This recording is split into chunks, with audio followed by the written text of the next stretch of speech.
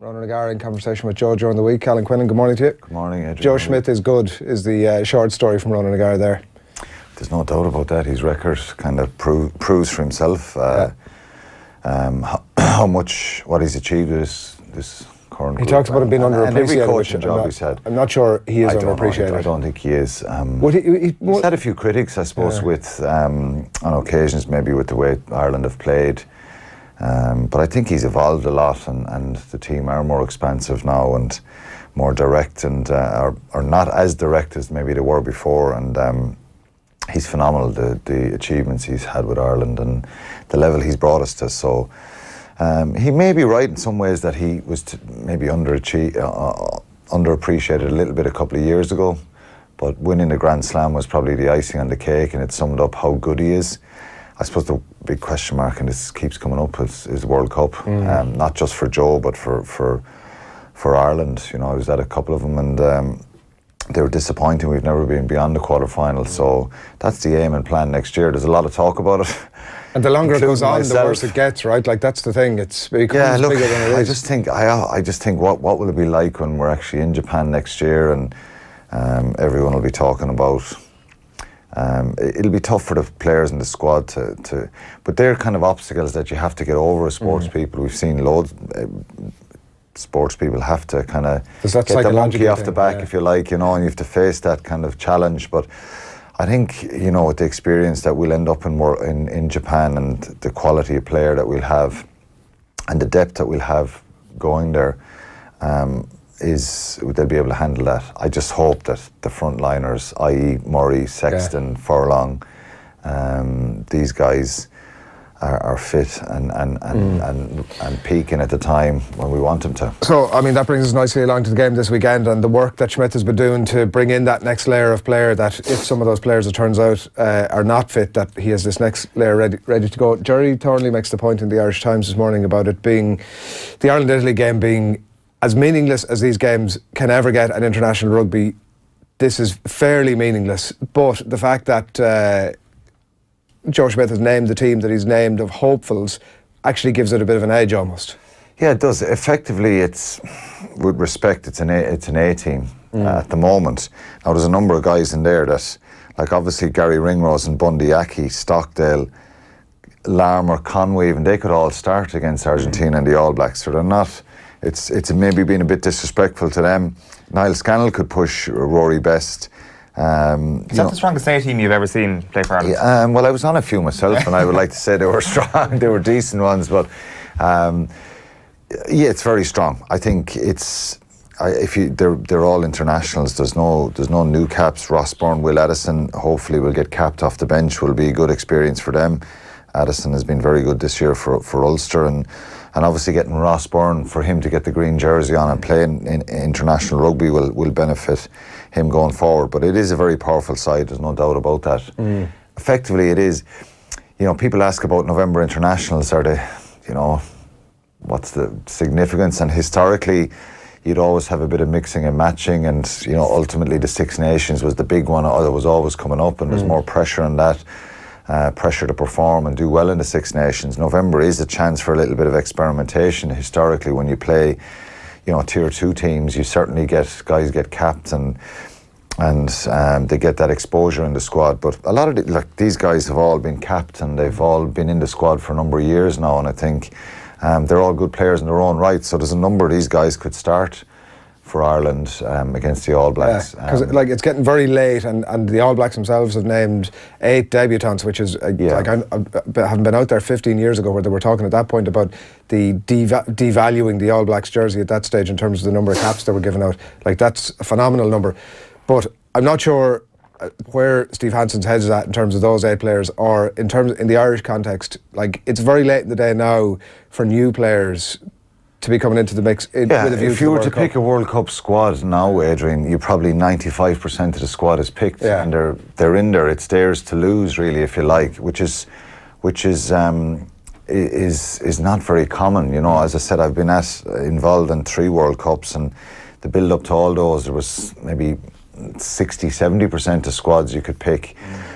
This is probably one that just picks itself, and it's the guys who are there. It's probably there to lose if they have bad run of form or stuff. Or, you know, do something really big in one of the big Six Nations games, and you know, lose form with their province as well. They could lose out. Ross Byrne, Tadhg, Will Addison, they're ones that kind of jump out that it's there to gain Could for be a them, bolter, possibly, yeah. you know what I mean? And Yeah. they could force their way in.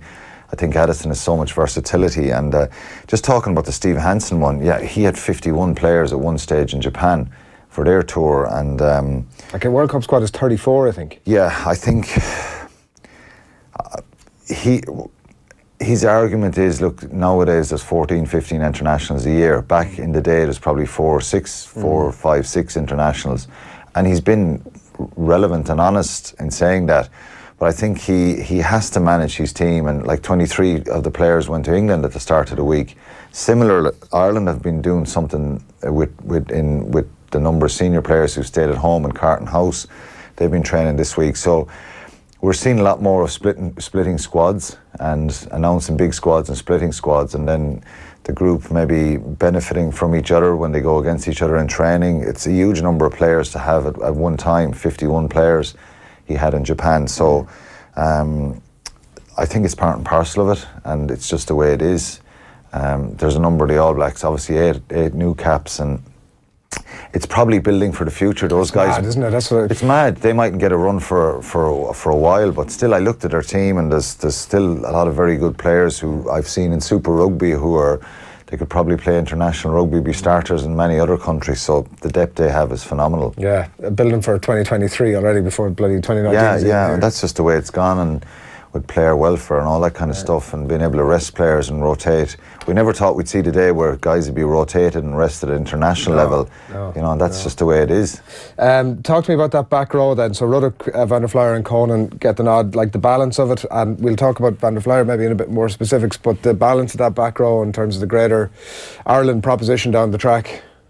Yeah, look, it's a very good back row. I think they've all played at different stages and been starters for Ireland, and in the big games. I think they're all probably maybe 6 and 7. Ruddock and Conan are behind O'Mahony and Stander, and that's just the reality of it.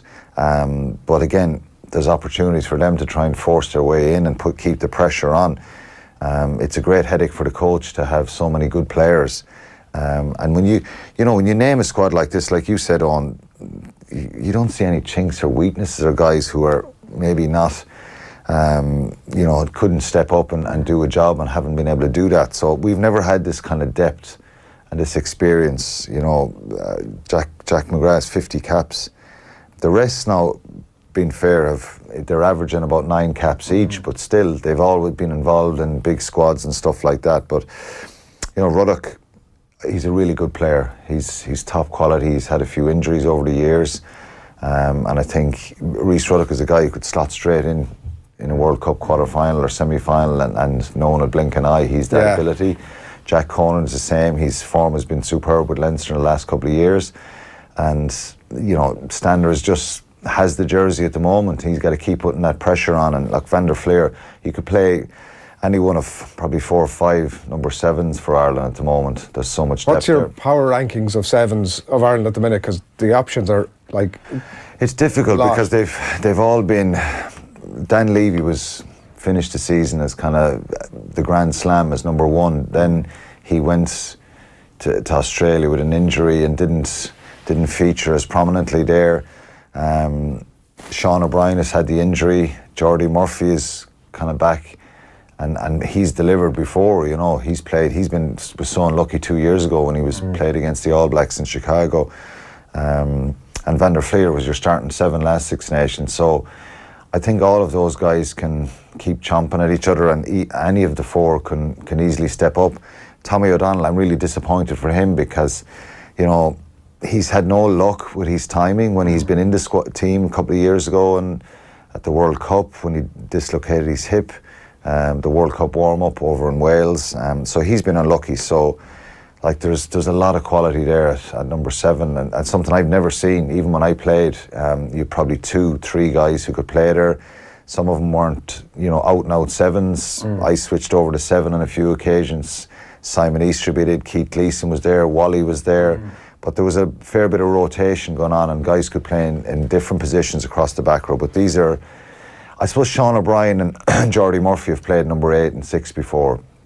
Levy probably has, and the modern day game, 6 and 7 is, quite similar. Is it, yeah? Well, we see Australia, the way they've accommodated Hooper and Pocock in the last couple of years. They're 2 7s effectively, and Pocock is now an 8. So it's a bit more open play running. Yeah, it is a little bit. You still like to have your kind of bruising 6 or whatever you want to call it. Someone who's a bit good line-out option and maybe not as quick and is more aggressive and maybe a better ball carrier and sense that than the 7. But the way the game has gone now, it's so quick that we're seeing a lot of 6s and 7s just complement each other.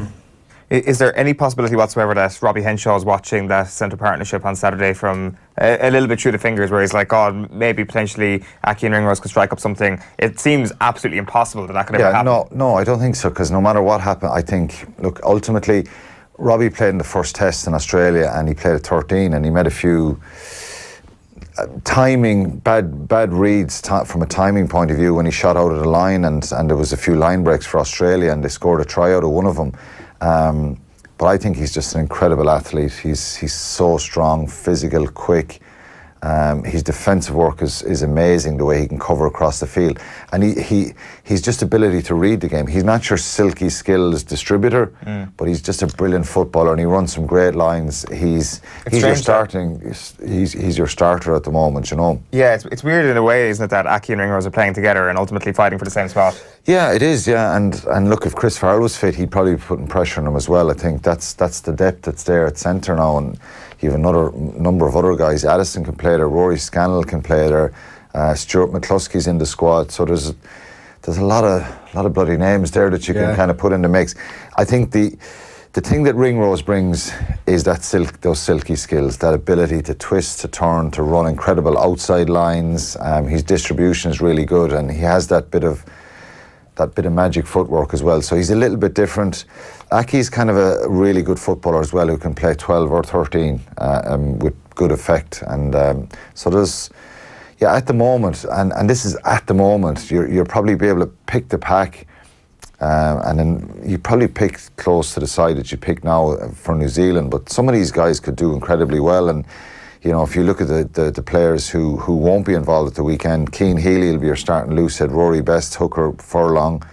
It depends. Toner's involved, but Henderson and James Ryan are not involved. And then O'Mahony, Sean O'Brien and Stander are at home. So, there's kind of a little bit of an indication there that could be the pack against Argentina next week. Yeah. I know you have to leave us. We have a bunch of comments coming in. We'll come to them in a little bit. But, I mean, it's result somewhat irrelevant almost in the context of it is a little bit, but you know what I'd like to see, Adrian, is a kind of a ruthless edge to the team tomorrow.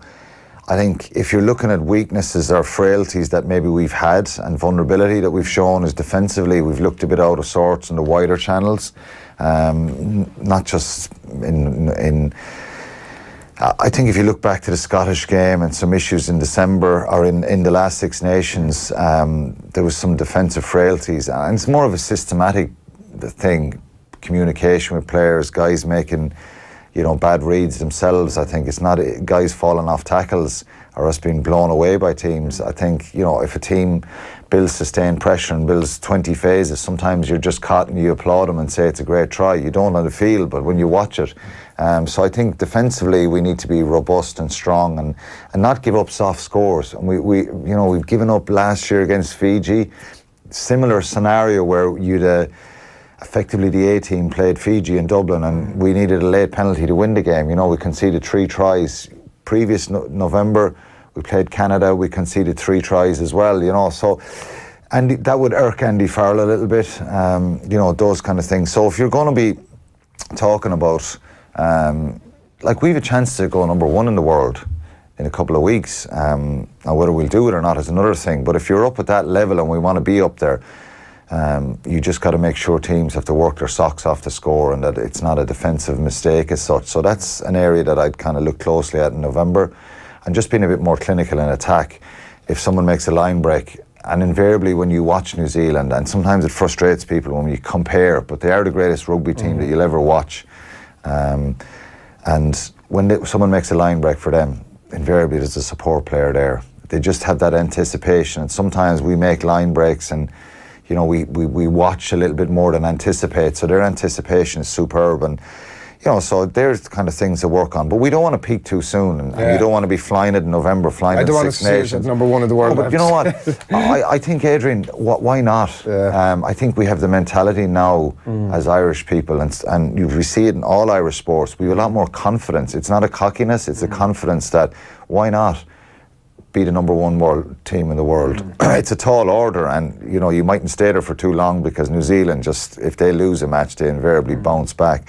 But I think having that mentality of having the goal to be there, I think we've so many mentally strong players who physically, mentally, and they've a lot of resilience. They've been through a lot.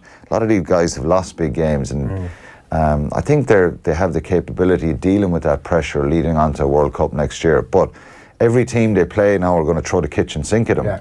And that's, you have to deal with that when you're out in the field. Shot at you. Quinny, thanks a million for coming in, as always. Thanks a million for that. Ireland versus Italy, by the way, is being streamed live this Saturday. It's for free. It's on the Air Sport YouTube channel, so you can head along to Air Sport YouTube channel to check that out, free to air, and also a bunch of fixtures in the Pro 14 across the Air Sport channels over the next few days. Ulster against Benetton, that is tomorrow afternoon. Leinster at Southern Kings, and Munster at the Cheetahs. So that's coming up over the weekend. So that's where those fixtures are at.